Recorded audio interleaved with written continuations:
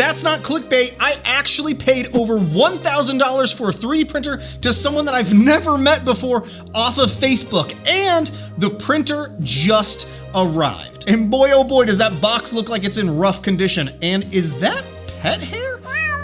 Hey everyone, Uncle Jesse here. Quick backstory, I was browsing through Facebook through one of the many 3D printing groups that I'm part of, and I saw that someone was selling their brand new, never used Elegoo Jupiter resin 3D printer. And if you're not familiar with the Jupiter, Elegoo launched it via Kickstarter late last year, and it's been shipping out to backers of the campaign over the past handful of months. Now, I didn't actually back that campaign because I had one of the beta units, and it's been working absolutely amazing for me. However, I did want to see how it compares with one of the actual production units from the actual Kickstarter campaign.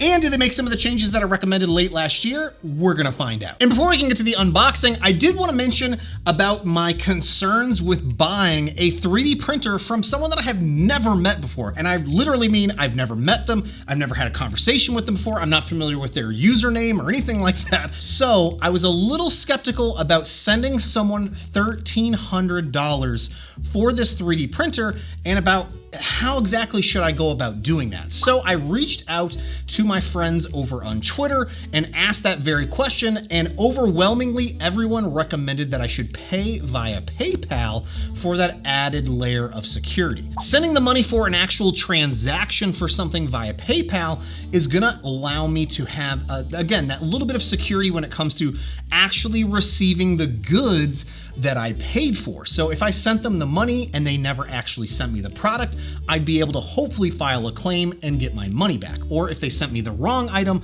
or if it was just completely broken, I'd be able to hopefully get my money back. I should also mention that I also did a little bit of due diligence in digging into this actual person that I found. Again, it's just a random person that I saw over on the Elegoo Jupiter Facebook group posting about selling this item. So I went in to see if they actually have a history of posting on this group or any other groups that I'm part of, and sure enough, they had posted numerous months back about pre-ordering the machine and interested in getting the machine and then receiving the machine. So there was a little bit of post history. So I figured if they were going to be scamming, this would be a really long con for them to try and pull on someone. Also, I did a very brief look at this person and saw that they actually have a Facebook profile with numerous friends, lots of posting history and job history and all that other good stuff that's listed there. So it's not a person just creating a profile to look to scam someone, or at least I'm hoping that's the case. So I sent them $1,300 via PayPal, and here we are like 2 weeks later, and it has now arrived. So let's get this thing unboxed. Now this box is in pretty rough shape, but again, they did state that it's brand new and never used. And they did also mention that they did open it up and take it out just to view the contents to make sure that everything was there when they actually received it from the Kickstarter campaign. And it looks like all the original packaging is here, which is a great sign to see. Oh, and this is already looking pretty banged up. This is the top of the printer, and we see some big dents here. Ew. And I hope this is just pet hair. There's lots and lots of pet hair on this. And I also need to figure out where these loose bolts go. And it looks like one of the feet of the printer ended up being damaged during shipping. I'm not too worried about this. I think we can either fix this or have it easily replaced. And all the original contents of the printer appear to be here, which is great to see. And here's my brand new Kickstarter backed, but I purchased it off of Facebook from someone that backed it, Jupiter, that I am so excited to get some prints up and running with it. Everything powers on. It came with a brand new, a build plate here. This has clearly never been used. It still had the plastic wrap all over it. The vat still has the plastic on the seal on the bottom of it for the FEP sheet. And here's a quick side-by-side comparison of my beta machine to the actual production unit for the Jupiter. The production unit Jupiter is actually smaller than my beta machine, and I must say is a good bit lighter as well. It's got to be at least 10 to 20 pounds lighter than my beta machine.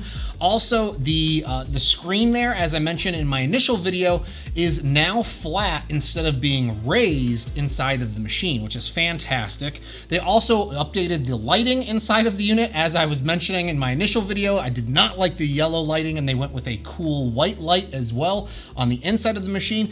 And the door fully opens now, which gives you more access to getting into the machine as well compared to the initial beta machine. And by the way, my friends over at Elegoo did send along a new foot for the printer that I've now swapped out. Now that we've got the printer all set up, let's get some big things printing on it. Actually, hold on. Let's run a quick calibration test. Now, this is the cones of calibration, and it might be one of my favorite calibration test prints that you can run. It takes about 30 minutes to print, or at least it did here on the Jupiter, and I think this might be one of the absolute best looking cones of calibration test prints that I've run. My settings look oh so good and crispy on both sides, where one has failed, which is what it's supposed to be, and then the cones connected on the other. Now, one issue I did notice while printing this is that the text came out mirrored, so I'm gonna go back into Chitubox and change that setting before printing our first big print. And with that calibration print in place, I, of course, had to run off and print this amazing Magneto bust by Drafnir Studios at 300% scale, which is the largest that I could get to fit here on the Jupiter build volume. So initially I printed the head and helmet, which took 5 hours and 30 minutes, which is crazy quick for a printer of this size. And then I went off and printed the bust, or the body of this, which took almost exactly 7 hours to print with this Elegoo ABS-like resin. And I have to say, my settings that I used for this just are spot on perfect. This print looks so good. And I don't know if I captured any of the footage, but I printed the base of the print on the Elegoo Neptune 2. And if you saw one of my previous videos where I printed this same Magneto bust at 150% scale using this 4K resin, which also turned out amazing, but the size difference is just massive, and I'm loving this huge variation. This is just begging for me to actually attempt to paint this, which I'm a little nervous about. And of course we needed to run off and print something epically large on this printer, so I went off and printed my good buddy FotisMint's new Dragon file that's available over on his Patreon at like 300, 400, 500, whatever the scale was off of this thing. It was the maximum size that I could fit on the build volume of this printer, and it looks amazing in this neon green Soraya Tech resin. This thing is just absolutely epic looking, and I am so happy with the results of how well this printed off of the Jupiter. I ended up using just a little bit of clear coating. I didn't clean it out. I didn't cure it directly initially. I just basically let it drip dry and then clear coated it and then let it sit for a few days here, where it's now almost fully cured. I then also put it under some UV light to help cure it, but it's not yellowing, which is kind of funny since it's green here, but it's not fading or anything like that. It still looks like it's a nice, vibrant color. I'm also crazy excited to meet FotisMint next month over at IRF. I also want to mention a big thank you to Elegoo for sponsoring today's video. They are the makers of this Elegoo Jupiter large, amazing resin 3D printer that just prints so dang good and surprisingly pretty fast for a machine of this size. And if you're looking to get started with a resin 3D printer that's not quite as large as the Jupiter, I would highly recommend the Elegoo Saturn II, which is an amazing mid-size but still large resin 3D printer.